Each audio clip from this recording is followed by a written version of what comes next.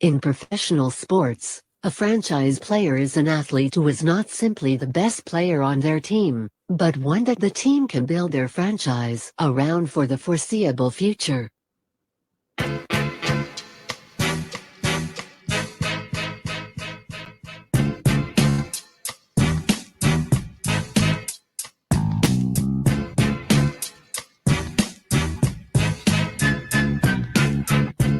Welcome into a brand new edition of Franchise Players here on TobaccoRoadSportsRadio.com. WWBG 1470 AM, part of the TGIF lineup that you get every Friday afternoon from 3 p.m. to 6 p.m. And if you miss Franchise Players over there, you can catch the replay over on WTOB 96.7 FM and 980 AM. Desmond Johnson here. I'm your host every Friday afternoon, getting you ready for things going on in the world of sports here in the Triad and Points Beyond.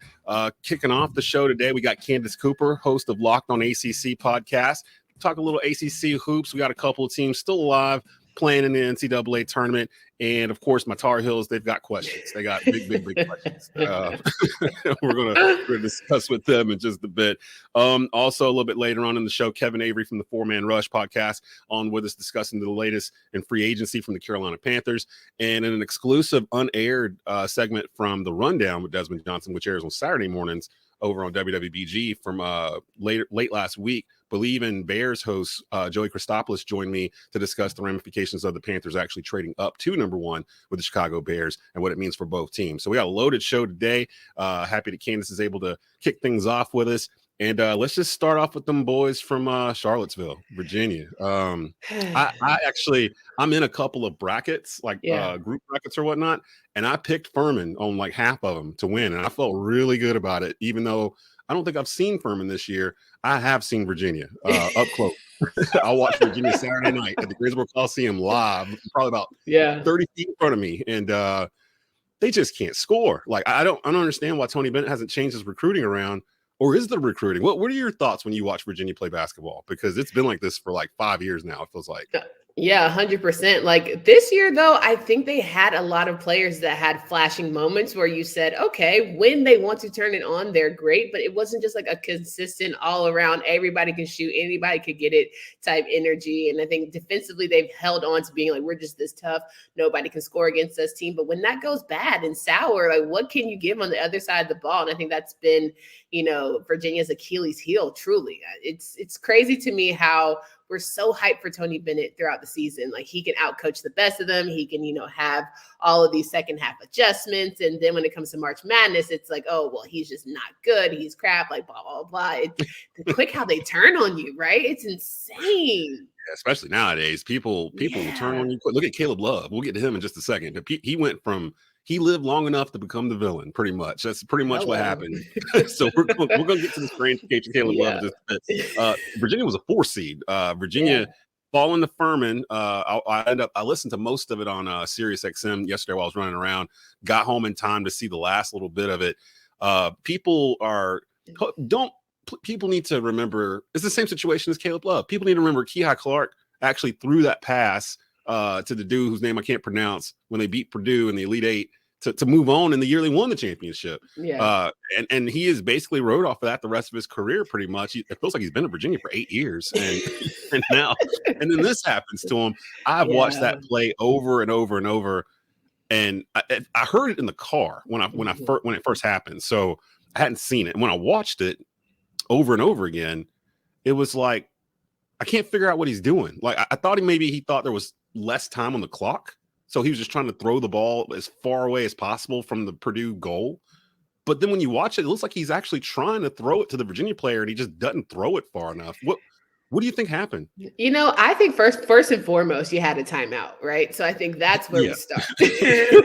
My guy, you are the floor general. You are the manager. You're supposed to know how many timeouts you got, what the play could be, all the things. That's part one. Part two is you're supposed to be the leader who is cool under pressure. He's always been, to me, a cool under pressure type. Like he doesn't get too flustered. That was a very flustered, panicked, I just want to make sure I stay here type of play.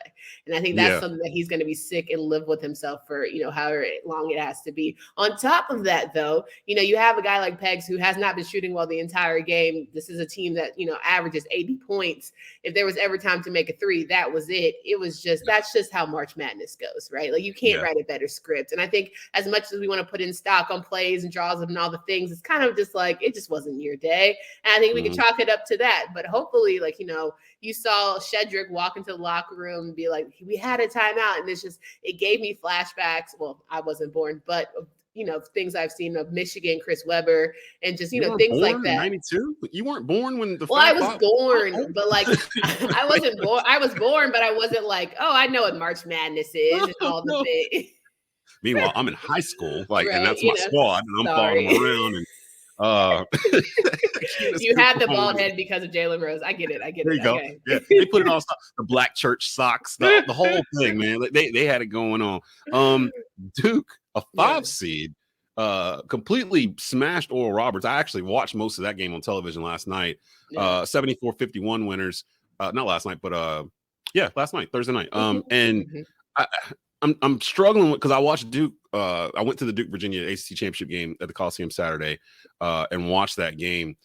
And both the same things that have been happening over the past couple of months pretty much happened to both Duke and Virginia. Virginia went like 8 minutes without a field goal when Furman switched all they did was switch their defense.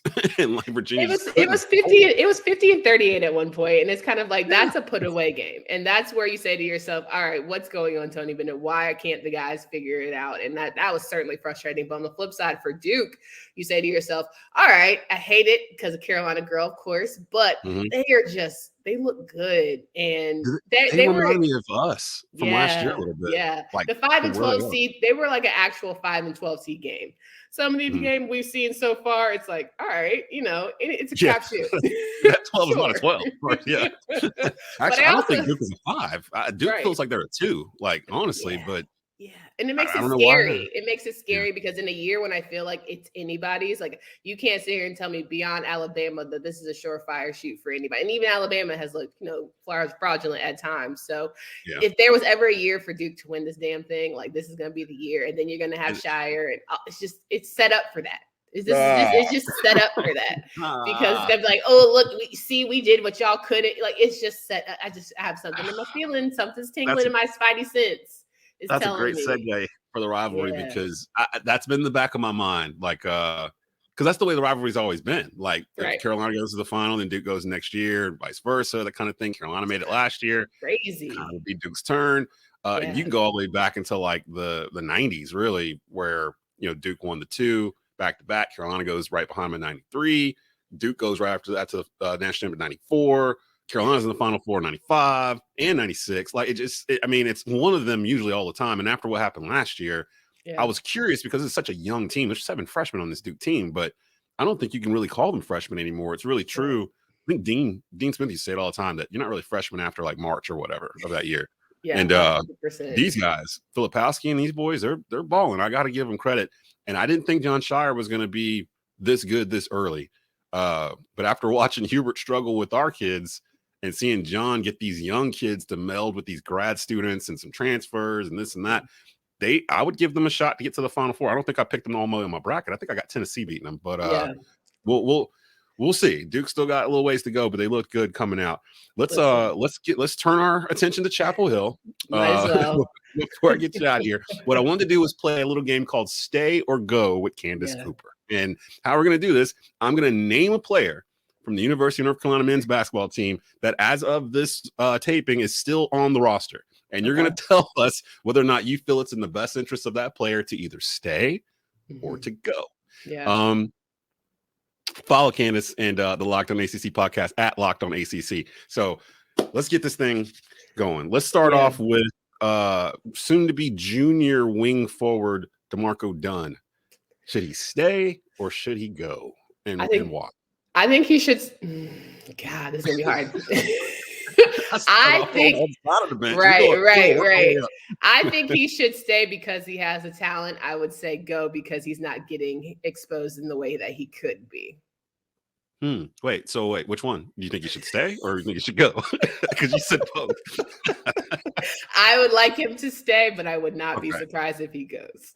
All right, that's a cute way to get around. Fair weather, okay. I don't personally. For me, I'm gonna play along with you too. Personally, I think he stays. I don't think he has a reason to go. Right. And the next guy's gonna be in the same category for me because DeMarco came in as like a 3-star, 4-star kid from Mm-hmm. North Carolina. I'm sure his dream has been to play for Carolina his entire life. Exactly. Where's he going to transfer to? Like any place you go to is going to be a lower level exposure than just playing off the bench for Carolina. Now, absolutely. I'm old school. I'm more of the long lines of instead of going someplace so you can get playing time, how about you work on your game so you can play here and play like over the summer? What else you got to do? Work on your game. Work on your game so Hubert can't deny you. That's really the main issue I've seen 1,000%. with people not getting off the bench. And I had heard, for those that had not heard, Tyler Nickel transferred not because of dissatisfaction with the program or anything. His girlfriend is pregnant. He wanted to move closer to be with her, and but she's up in Virginia, so that's why he transferred back out. He knows he can find some place in Virginia to play, and it's a better situation for his family. Probably at UVA itself. Virginia Tech or someplace. Yeah, I'd be surprised to see Tyler Nickel at Virginia next year under Tony Bennett. He's the highest scoring player in Virginia high school history. So maybe that's the cure for what we were talking about with Virginia earlier. Maybe it's Tyler Nickel. That would make me feel really like that just made my stomach turn a little bit like should he stay or should he go? Dontrez Styles, same situation as DeMarco Dunn. Why do you think you got to go? Stop letting them play with you, man. You have way too much talent. Way too much talent. You sitting on that bench. I'm sick of it. I think he needs to free that man. Free that man. I'm like, the flashes that I see make me. I don't understand what you're not seeing in practice of him to give him more burn. Like I just don't get it. It's got to be defense. It's got to be his defense. Hubert says it in his press conferences all the time. If they don't play defense in practice, they're not going to play. Who plays defense? At this that's point, a good point. Who's playing defense? You might as well try to throw something else out there. Like I remember when Roy used to sit guys down because it wasn't happening. And I'm talking about starters when they won't go for him. Sit their tail down, give people who coming off the bench an opportunity. And I just feel like Dontrez showed up big during the tournament. Like we got to give him more love than this. He deserves better. So I would say go. But I mean, I want him to stay, of course. But nah, go ahead, bro. He should start next year, shouldn't he? Like, shouldn't it be between him and Puff, like right there at the 3? Because it seems like Puff's in his way. Is Puff on your list? Because I would like to go. Go. Actually, he's not on my list, but we can put him on there. Puff, I didn't even think about Puff going anywhere, but Puff Johnson. I don't care if you don't go, but you don't need to be playing no more. Just sit his ass down. Like they seem to play better when he's in, but he's not available all the time. That's his problem. He's always hurt like every third game. The best ability is availability. He borderline is on Justin McCoy type time for me, where I'm like, no, thank you. You come in and I'm like, sit down. I'm glad. I am not sad about Justin McCoy leaving.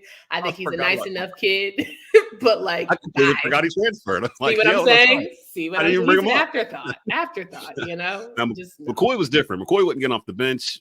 He played that last year with Roy, where they were thinned out roster wise. And I think he was starting that year, like for most of it. He had his one shining moment. He did that dunk during the ACC tournament, and like I'm glad he has that highlight. I love that for him. Gone about your way.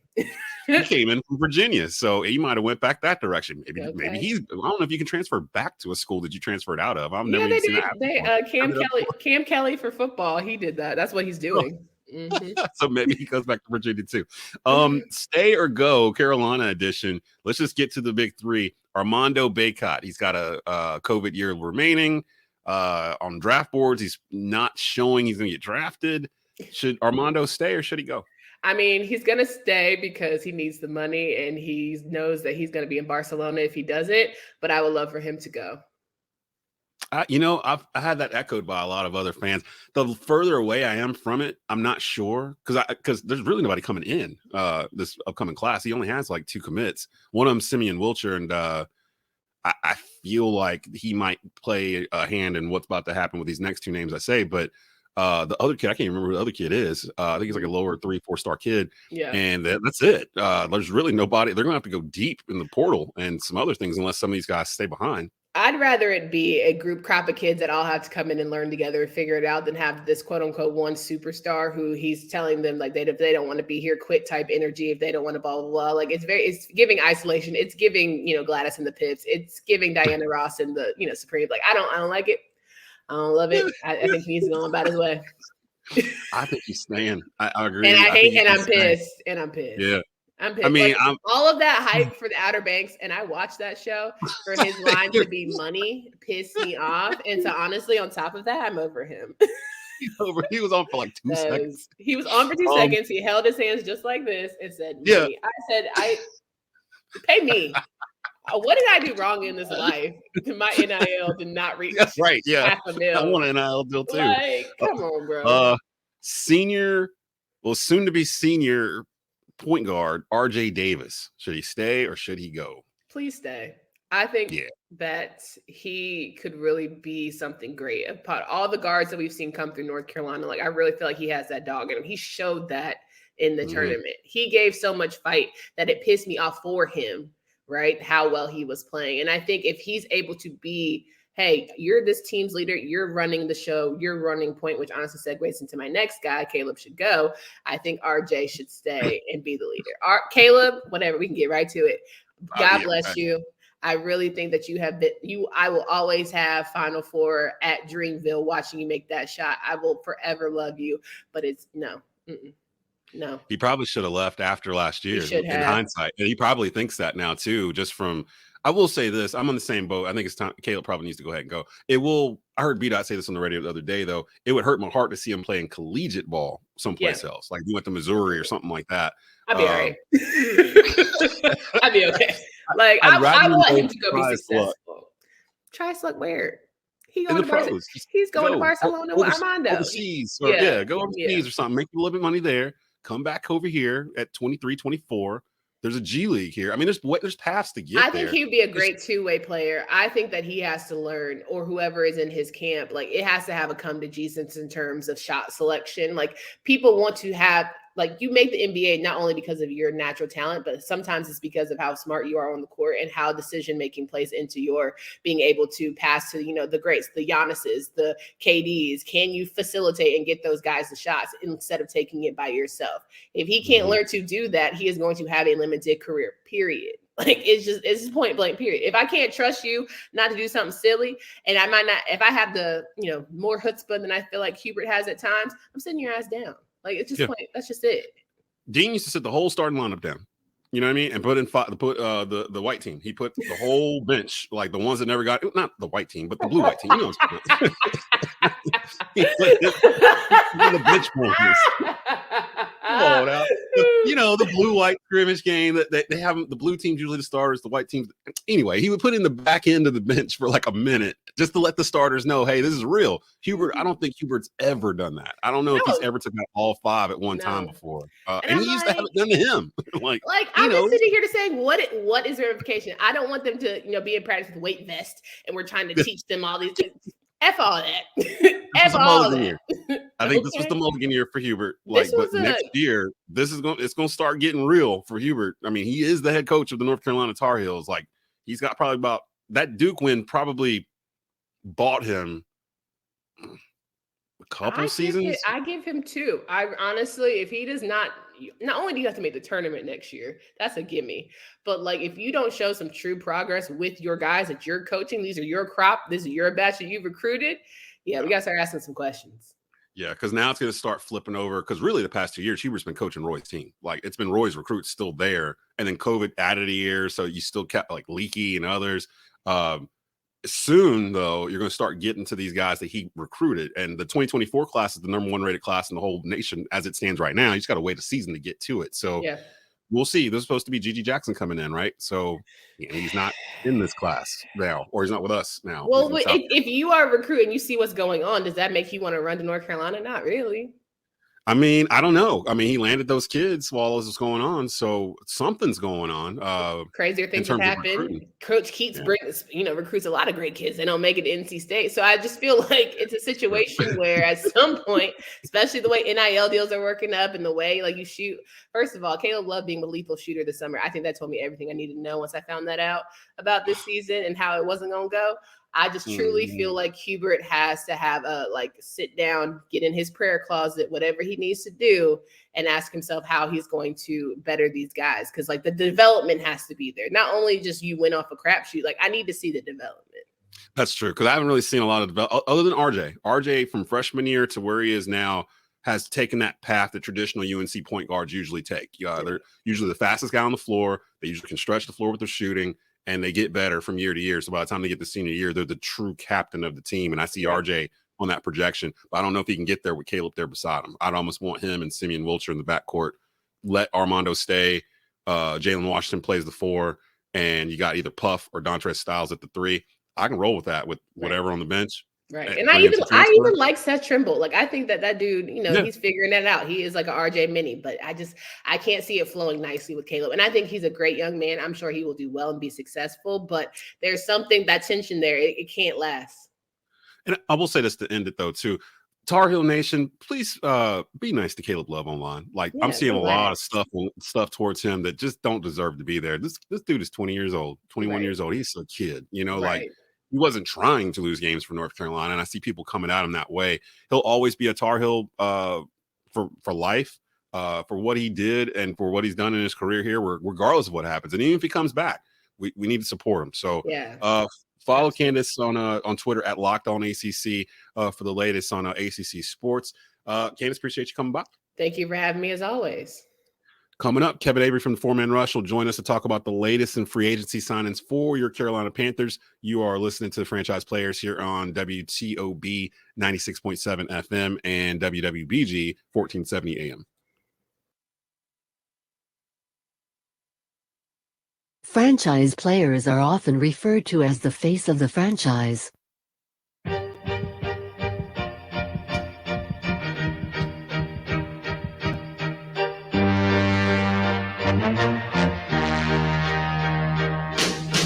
Ready or not, here I come. You can't hide. Gonna find you and keep you alive. Ready or not, here I come. You can't hide. Gonna love you and make you love me.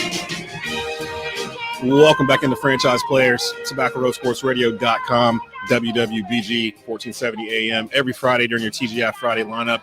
And with Franchise Players, if you missed it the first time at 5 o'clock, you can catch it at 6 p.m. over on WCOG 980 AM and 96.7 FM over in Winston, Salem, Forsyth County. Had to let that Delphonics ride a little bit before I came in. Shout out to Candace Cooper, who just came in with us to play a little a little stay or go UNC Tar Heel edition with the basketball team. Up to bat next, he is a founding member of the 4-Man Rush, Kevin Avery in the house. Big Kev, what's going on, baby? How you doing? Doing good, Des. Glad to be back. Had to bring on a Panther expert, and the 4-Man Rush, if y'all aren't aware, a brand that started a couple years back. You can find them online pretty easily at this point. One of the best in film analysis, just all things Panthers. They're one of the best at it in the game. And I wanted to have Kev on more often to talk Panthers because, man, our Panthers are like all up in NFL news. Like, I'm not used to this in March. Usually they forget about us until like September, but like we're all up in it right now. So I wanted to focus more on, we talked about the Panthers trading up for the number 1 pick last week. Actually, Kev was on with me on Believe in Panthers on a bonus episode late last week that you can go find on the Tobacco Road Sports Radio YouTube channel. I wanted to go through the free agents that Carolina has signed this week. I would say like a drunken sailor, but they actually, all of them pretty much make sense. Like, they're not like crazy things we might have seen in the past where they basically were just buying patchwork free agents to just kind of plug in. These are guys that could potentially make impact immediately when they come through. I wanted to start off with one of the bigger ones, Kev, Miles Sanders, the young running back. He's only 25 years old. He signed a 4-year, $25 million deal with the Panthers this week. Tell me a little bit about him. He's from Philly, and clearly it feels like the relationship with our new offensive assistant coach, running back coach Deuce Staley, who came from Philly, may have had something to do with this signing. What do you think about Miles Sanders? With the signing of Miles Sanders, I just think that you're spot on with the Deuce Staley connection. As you know, Deuce Staley was a longtime assistant coach up under the Philadelphia Eagles. I think he was only in Detroit, I think maybe 1 year, maybe 2.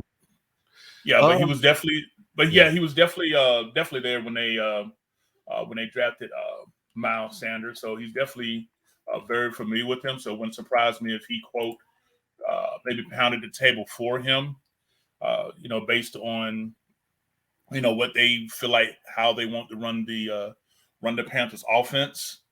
But overall, I think that this gives you a lot more explosiveness, a lot more of the versatility that we had with the Christian McCaffrey. Now, mind you, I'm not saying that Miles Sanders is like Christian McCaffrey, but I'm saying as far as like the being able to catch the ball out of the backfield, being able to have that speed to, get one to the house. I definitely think that, he does that. And I mean, he's been pretty consistent, has stayed healthy.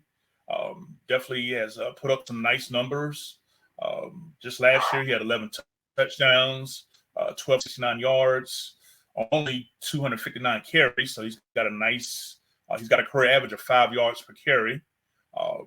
He definitely can catch the ball out of the backfield as well. So I just think that, we got a new lead back. Those right and Staley did say we do running back by committee, but I think it's a very solid fit for what we want to be doing.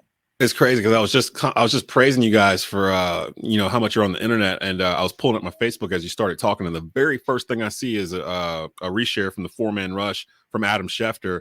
The Chicago Bears are signing former Panthers running back Deonta Foreman to a 1-year, $3 million deal. So for those who are asking, can they still sign Deonta? What does this mean regarding Deonta? I think they said the nice things, but once Miles became available, it looks like they were like, do we want Miles Sanders? Do we want Deonta Foreman? And they chose Miles. And you could tell giving him a 4-year deal basically sealed the fate for Deonta, in my opinion, because they still have Chuba Hubbard on a rookie deal, right?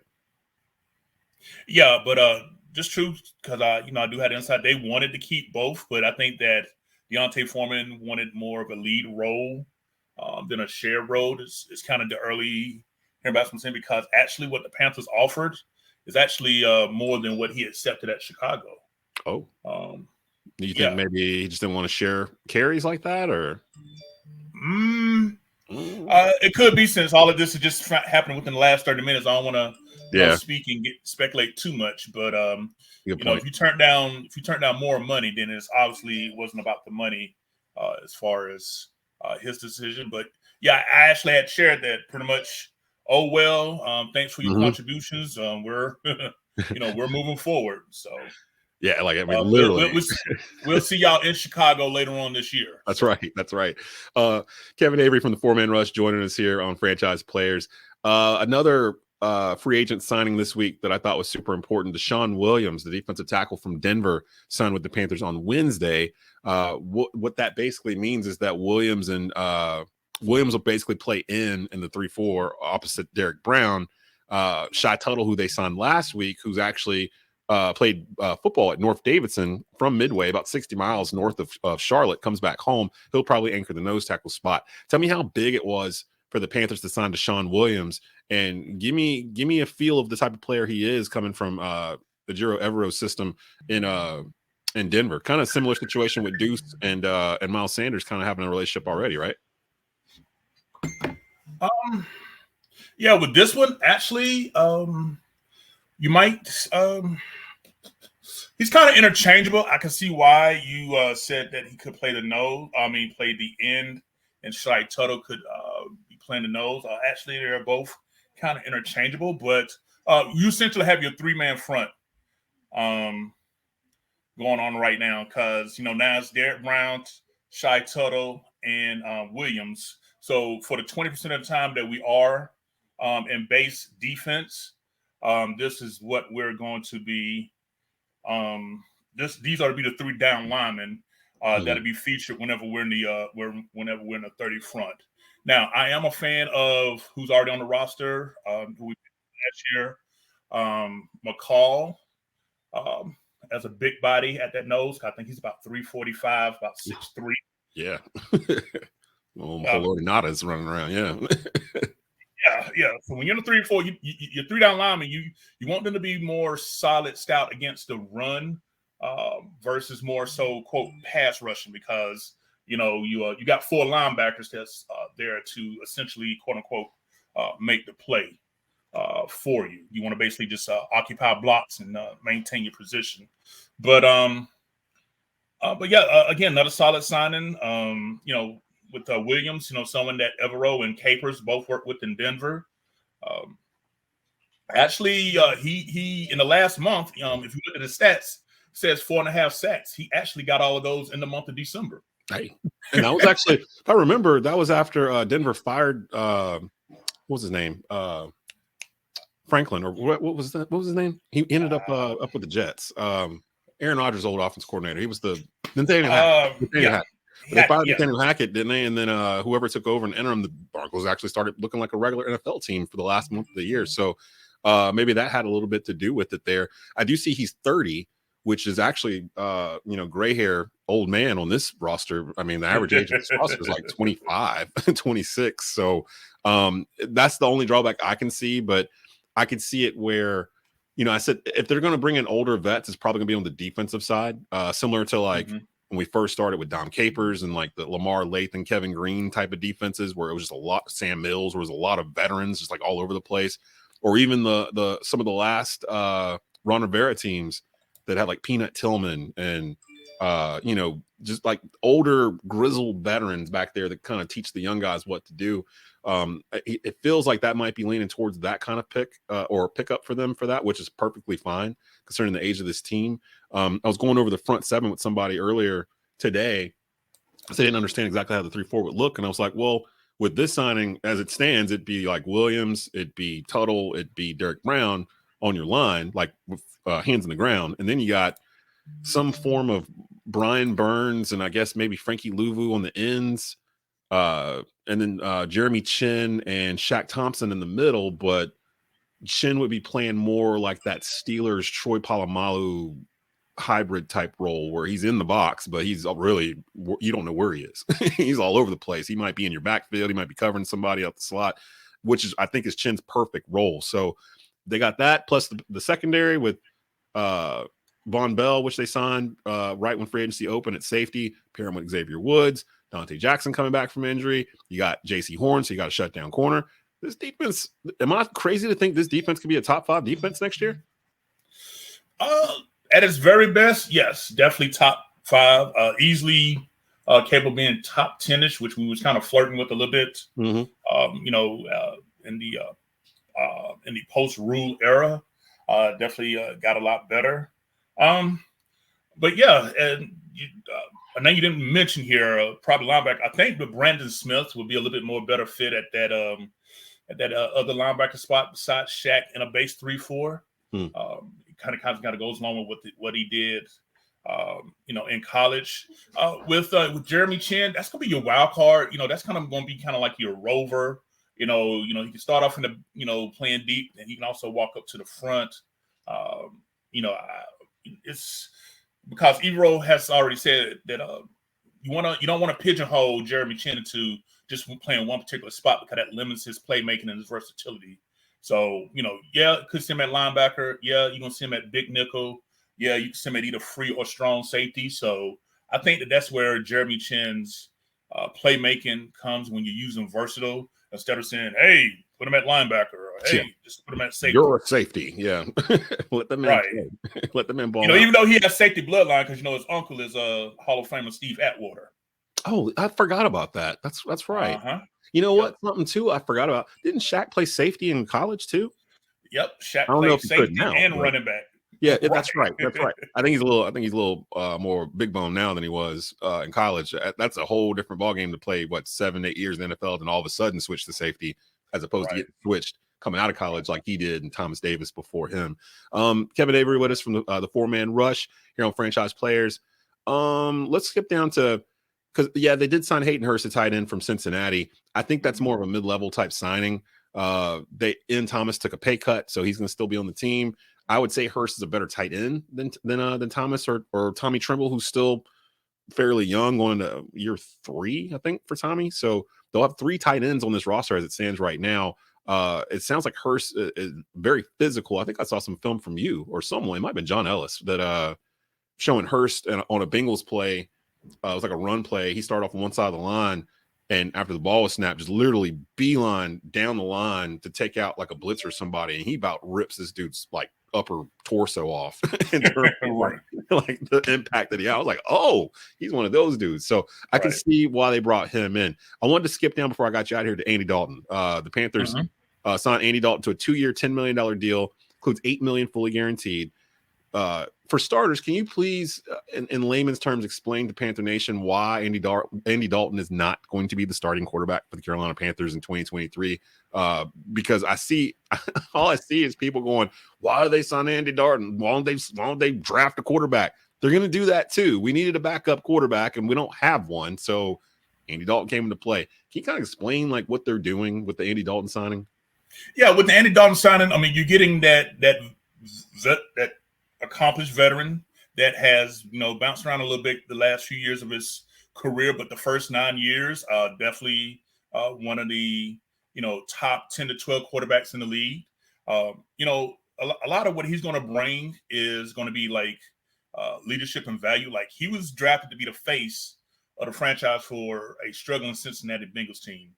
That type of, pressure, understanding, that's what he can pass on to who our first overall pick is going to be at quarterback. This is more of a signing for, mentorship, let them know what, how to handle expectations, because, the Panthers franchise has been struggling, for the last 5 years.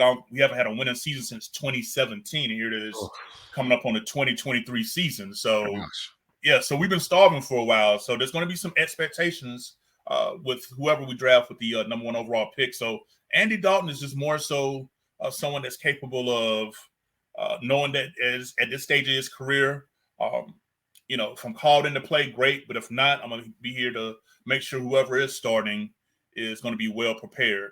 But even if something comes up where he has to play, if you look at his play last year with the Saints, I mean, take away the fact that they played for a division rival, he himself had a pretty solid year. 18 touchdowns, 9 interceptions, a 67% completion. I mean, a 98% quarterback passer rating. That's solid numbers. If I put like this, if any Panthers quarterback would have put up those type of numbers in the last 3 seasons, we likely was a playoff team. Yeah, probably. I mean, easily, because I think the most touchdowns that Teddy Bridgewater had was 15 in 2020. With the Sam Darnold, I forgot how many he had in 2021. I think it was maybe 10 or 11. I mean, it wasn't that early, yeah. Right. And then the whole thing, with Baker, I only know if he threw maybe 2 or 3 while he was here, and then PJ Walker had a couple. I mean, like I said, 18 touchdowns and only 9 interceptions would have definitely probably put the Panthers in the playoffs any one of the last 3 years. So his play is definitely not flashy, gonna make you put him on any type of fantasy team, but it's just what you expect at a veteran at this stage of his career.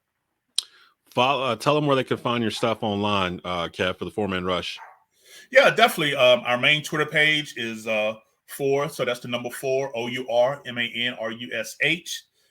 That's our main Twitter account. My Twitter account is 4MR_country. That's spelled with a K, KOUNTRY, Kev, KEV. You can follow us there. You can also catch us on Facebook, The 4-Man Rush, as well. Also catch us on Instagram, and also check out our YouTube channel as well. So that's definitely where you can catch us at. Oh, yeah, and our own website, the4manrush.com. They got merchandise and all kinds of good stuff over there. Like I said, if you're a diehard Panthers fan, and I'll leave the segment with this, you're going to hear a lot of stuff from the national media over the next month or so regarding the Panthers that just isn't true. If you follow the Panthers, you know it when you hear Aaron Rodgers ain't coming here, that kind of stuff. They're just going to attach everything to us. Oh my God! Yes. If you really, really want the real, in terms of what's going on, follow the people that are following the team every day, the ones that know the ins and outs, the ones that are in the building. 4-Man Rush, Skylar Callahan from Sports Illustrated, John Ellis, us over at the Believe in Panthers podcast. There's a few more that are out there. Vashti Hurt, Sheena. Vashti Hurt, Carolina. Quick. All Sheena Quick. Follow the ones that are following the team and actually have connects with the team instead of national media that are basically guessing. They're throwing darts at a dartboard and hoping that one of them sticks so they can come back after the draft and be like, I told you they were going to take CJ Stroud, blah, blah, blah. They really don't know. Yeah. They don't. Oh yeah, and also Mike K of the Observer. He's another. Yeah, he's newer guy. He's picked up that beat, and that's been some people, some very famous people in that beat. Elena Getzenberg, she's been on here a bunch of times before she took off. Brendan Marks, before he left for the Athletic, was on that beat. So that's a very legacy type of beat to follow with the Panthers. So definitely Mike K. I got to grab him sometime soon. Kev, appreciate you being on, man. Like I said, I'm having you on more often, especially as we get closer to the draft, because there's going to be a lot of Panther content to kind of wade through. Appreciate you being on, bro. Hey, thanks for the invite. Look forward to the next time, Des. Keep pounding. Coming up, more from franchise players here on TobaccoRoadSportsRadio.com and WWBG 1470 AM. You're in the middle of TGIF.